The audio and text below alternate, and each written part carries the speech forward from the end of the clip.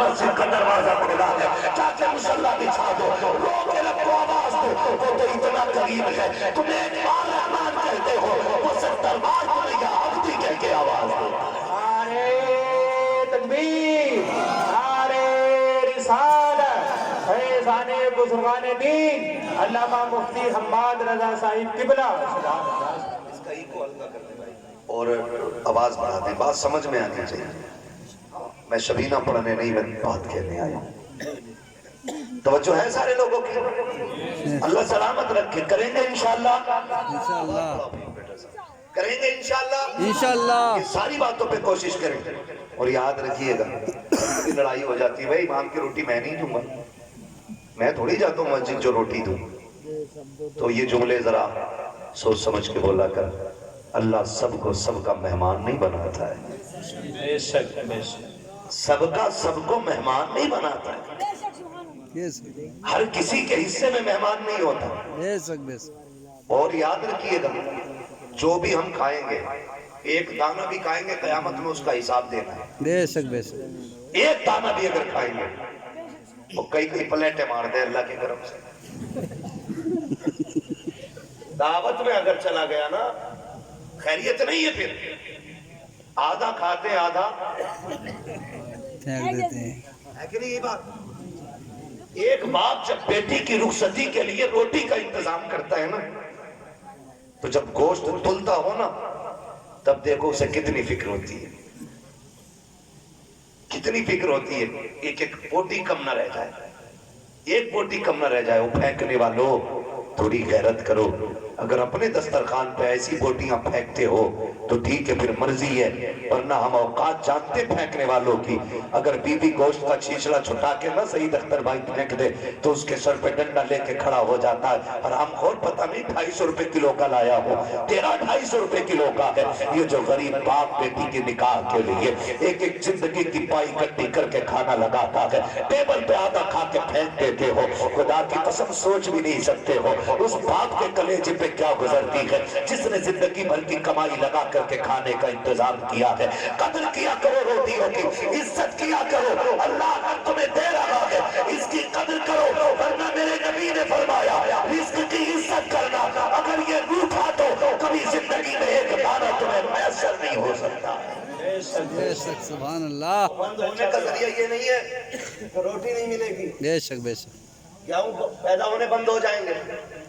ابھی لگا ہے بیماری کھیتوں میں، عید کے پتے سوکھ گئے، میں بھی بیٹھا تھا گاؤں میں اپنے، تو باتیں ہونے لگی، بولے عید کو کرونا ہو گیا۔ کیا ہوا بھائی، یہ کیسے ہوا ہے نا؟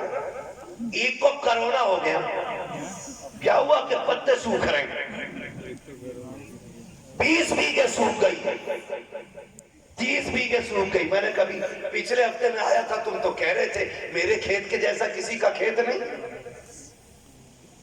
اس ٹائم پتا کیا بات کہی جا رہی تھی؟ اس ٹائم کہہ رہے تھے جو دوا میں نے ڈالی ہے نا کسی نے نہیں ڈالی۔ کسی کا گنا زیادہ کالا تو کہہ رہا جو بیج میرا ہے نا وہ بیج ہے، کسی کا ہی نہیں۔ اب جب دھڑی کھیتی سوکھ گئی، اب کہہ رہا کرونا ہو گیا۔ بھائی دوا نہیں ہے، کب قدرت بیمار ہے، کوئی دوا سے ہی ٹھیک نہ ہو رہا۔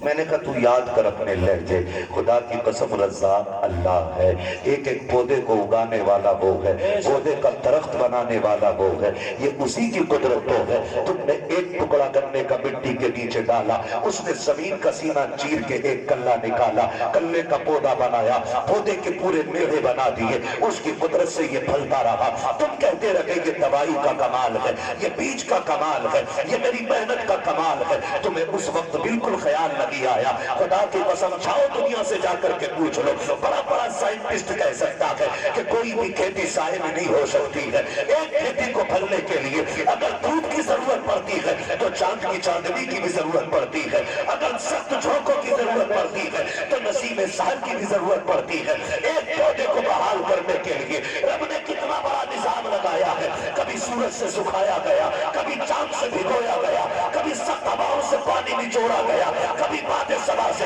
پودوں کا منہ دھلا گیا۔ تم یہ کہتے ہو کہ یہ دوائی کا کمال ہے، نہیں، تمہیں اس وقت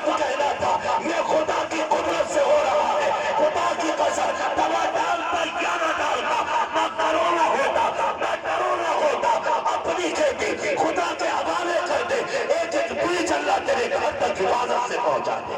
نعرے تکبیر، نعرے رسالت، نعرے حیدری. علامہ مفتی حماد رضا صاحب قبلہ. زندہ باد. بھائی بہت کرو اچھا نا، پیغام ہے ماشاءاللہ. کرو کچھ. بہت اچھا، بہت اللہ کی قدرت کا انکار نہ کرو. بے شک. فصل اچھی ہو تو کہ شکر ہے تیرا، نہ کہو تو مالک صبر کرتا ہوں. یہ جو کرونے ہو رہے ہیں نا، یہ کرونے اس لیے ہو رہے ہیں کھیتی میں کیونکہ اس کو کوئی نہیں دیکھا. حساب لگا یار 2.5 لاکھ کا گنا ہوا، اور 2.5 لاکھ میں اللہ کا کتنا یہ نہ بتائے. جب ہم عشر اور زکوٰۃ نہیں دیں گے تو فصلیں ماری جائیں گی. بے شک. بنی اسرائیل کا دور ہے. ایک نبی اس وقت کے پہاڑ پر تھے. وہ کہتے ہیں کہ میں نے اچانک بادلوں کے اندر سے آواز سنی، کوئی کہہ رہا تھا چلو فلاں کے کھیت کو سیراب کرو. توجہ ہے نا؟ سن رہے میری بات؟ اللہ کرے یہ بات آپ کی سمجھ میں آ جائے. ہاں. تو وہ کہتے ہیں کہ جب میں نے بادل سے یہ آواز سنی نا تو میں نے غور کیا یہ جا کدھر رہا. کہتے ہیں جہاں میں تھا وہاں بادل برسا اور وہاں سے ایک نالے کی شکل میں پانی چلا. وہ بیان کرتے ہیں کہ میں پانی کے ساتھ ساتھ چلا. میں نے جا کے دیکھا ایک کسان اپنے کھیت میں پانی بھر رہا تھا. میں نے جو نام سنا تھا، جو بادلوں میں نام لیا گیا تھا، فلاں کا کھیت سیراب کرنا ہے. کہتے میں نے اس سے جا کے پوچھا تیرا نام کیا؟ اس نے وہی نام بتایا.